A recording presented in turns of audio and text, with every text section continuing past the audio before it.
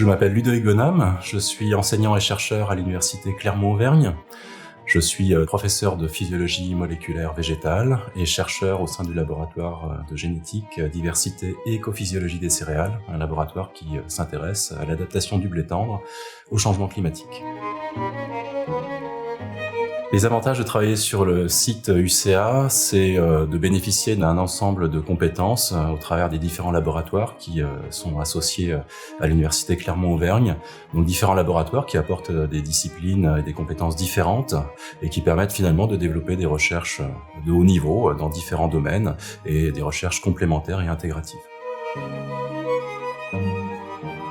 Je suis arrivé dans la recherche un petit peu par hasard au travers d'un stage de master qui m'a fait découvrir donc l'intérêt de la recherche et puis également l'intérêt de la biologie végétale. J'ai ensuite poursuivi par une thèse de doctorat où je me suis intéressé aux réponses des plantes à l'environnement abiotique, c'est-à-dire aux réponses des plantes à des stress hydriques.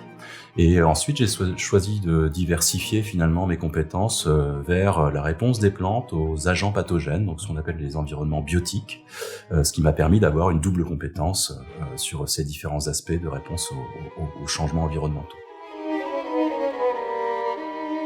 Je m'intéresse à un aspect particulier de l'immunité des plantes dans un contexte climatique qui est largement perturbé.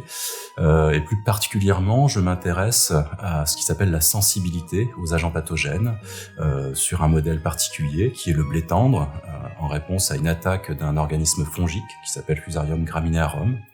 Et donc mon travail consiste à essayer de comprendre comment ces deux organismes vont échanger des molécules et comment ces molécules vont pouvoir finalement conditionner le développement de la maladie au sein des tissus de la plante hôte. C'est un projet qui consiste à décortiquer les réponses spécifiques qu'on peut observer, donc les échanges de molécules spécifiques qu'on peut observer lorsque la plante va être confrontée à la fois à son agent pathogène, à l'organisme fongique, et à une variabilité de son environnement abiotique, en l'occurrence une variabilité de son alimentation en eau. L'Académie K2025 permet d'avoir une reconnaissance des travaux qu'on développe depuis quelques années, des reconnaissances à l'échelle locale, nationale et internationale.